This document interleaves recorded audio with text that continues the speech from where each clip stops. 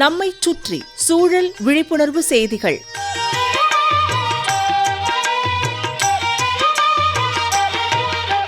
அன்புள்ள பெருமாள்சாமி ஐயா அவர்களுக்கு உங்கள் மாணிக்கம் எழுதும் மடல். நலம் நலமறிய ஆவல். இன்று போகி பண்டிகை, பொங்கல் திருவிழாவின் முதல் நாள். பழையனவற்றை அகற்றி வேண்டாதவற்றை ஒதுக்கி வீட்டையும் நாட்டையும் சுத்தபத்தமா வச்சிக்க நற்பணிகளை செய்ய வேண்டிய நற்பணிகளை துவக்கும் நாள் இது. வெளியே போகிறோம், கடைகண்ணிக்கு போகிறோம், ஏதாவது ஒரு பொருளை வாங்க நினைக்கிறோம். பார்த்த உடனே அந்த பொருள் நமக்கு தேவையா இல்லையான்னு முதல்ல சிந்திக்கணும். தேவை இருந்தால் வாங்கலாம். ஏற்கனவே ஒன்று வீட்டில் இருக்கும்போது இன்னொன்று தேவையான்னு ஒரு முறைக்கு 2 முறை சிந்திச்சு செயல்படணும். இப்படி சிந்திக்காமல் வாங்கும் பொருட்கள் தான் வீட்டில் ஏகத்துக்கு சேர்ந்து குப்பையாயிடுது. உதாரணத்துக்கு, ஒருத்தருக்கு 10 செட்டு துணிமணிகள் வேண்டாம், 15-20 செட்டு வச்சுக்கலாம். அதுக்கு மேலே வாங்கி அடுக்கி வச்சுருப்பாங்க. எந்த துணி இருக்குது, எதை எப்போ பயன்படுத்தணுங்கிறதே நினைவில் இருக்காது. குறிப்பாக நம்ம பிள்ளைங்களுக்கு இப்படித்தான். அழகாக இருக்கும், போட்டால் நல்லா இருக்கும் அப்படின்னு நிறைய துணிமணிகள், அப்புறம் விளையாட்டு பொருட்கள் வாங்கி கொடுப்போம். பிள்ளைங்க பள்ளிக்கூடத்துக்கு சீருடை யூனிஃபார்ம் போட்டுக்கிட்டு போகும்போது மற்ற துணிமணிகள் அதிகம் தேவைப்படாது இல்லையா? அப்புறம் எதுக்கு ட்ரெஸ்ஸு மேலே ட்ரெஸ்ஸு? பெருமாள்சாமி ஐயா, துணிமணிகள்ங்கிறது ஒரு உதாரணம்தான். இது போலத்தான் நம்ம வீட்டுக்குள்ளே கண்டதை கடையதை கொண்டாந்து உள்ளே சேர்க்குறோம்.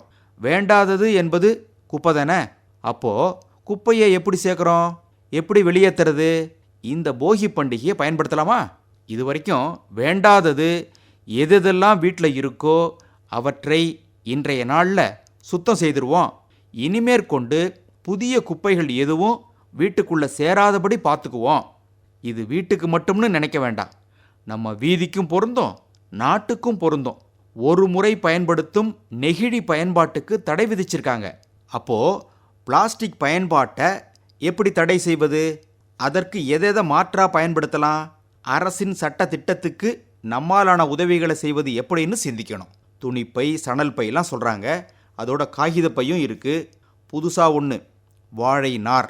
வாழை பயிரிடுறோம், அதிலேருந்து நமக்கு பழம், காய், பூ, தண்டு கிடைக்குது. ஆனால் வாழை நார்லேருந்து நானோ ஃபில்ம் கொண்டு பை தயாரிக்கலாங்கிறாங்க வேளாண்மை பல்கலைக்கழக விஞ்ஞானிகள். இதுதான் கழிவிலிருந்து காசுங்கிறது. அதாவது வாழைத்தண்டிலிருந்து வாழை நார் பிரிக்கப்பட்டு அவற்றிலிருந்து நானோ செல்லுலோஸ் உருவாக்கப்படுது. நானோ செல்லுலோஸ் கூட கார்போஹைட்ரேட் பாலிமர்களை இணைச்சி நானோ ஃபில்ம் பைகள் உருவாக்கப்படுகின்றன. இவை பார்க்கறதுக்கு பாலித்தீன் பைகள் போலவே இருக்கிறதோட எளிதில் மக்கும் என்பதால் சூழலுக்கு பாதுகாப்பானது. வாழை குலைகள் வெட்டப்பட்டவுடன் மீதி இருக்கிறத கழிவுன்னு தூக்கி வீசுகிறோம். அதை பயன்படுத்தி நானோ ஃபில்ம் பைகள் தயாரித்து விற்பனை செய்யலாம். விவசாயிகளுக்கும் ஒரு கூடுதல் வருமானம். பெருமாள்சாமி ஐயா, இப்படிப்பட்ட ஆராய்ச்சிகள்லாம் விரைவாக முடிவடைஞ்சு சாமானியர்களும் நானோ ஃபில்ம் பை ஒன்று கொடுங்கன்னு கேட்டு வாங்குற அளவுக்கு எளிதாக கிடைக்க செய்யணும். அந்த அளவுக்கு ஆராய்ச்சிகள் முடுக்கி விடப்பட்டு முடிவுகள் வெளிவரணும். இன்று போகி பண்டிகை. பழையன கழிதலும் புதியன புகுதலும்பாங்க. பழசு எல்லாத்தையும் கழிச்சிட முடியாது. தேவையானது, பாரம்பரியமானதெல்லாம் நம்மக்கிட்ட இருக்கணும். பாருங்கள், நம்ம நாட்டு மாடுகளுக்கு இப்போ அதிக முக்கியத்துவம் கொடுக்குறாங்க. பாரம்பரிய நெல் ரகங்களுக்கு விவசாயிகள் மாறி வர்றாங்க. அவற்றை விட்டுட முடியுமா? இதெல்லாம் வீட்டில் வயசில் பெரியவங்க இருக்கிற மாதிரி அவர்களையும் போற்றி பாதுகாப்போம். அவர்களது நிழலில் வாழ்வோம், வளர்வோம். சரிதானுங்களா? இப்படிக்கு மடல் மாணிக்கம்.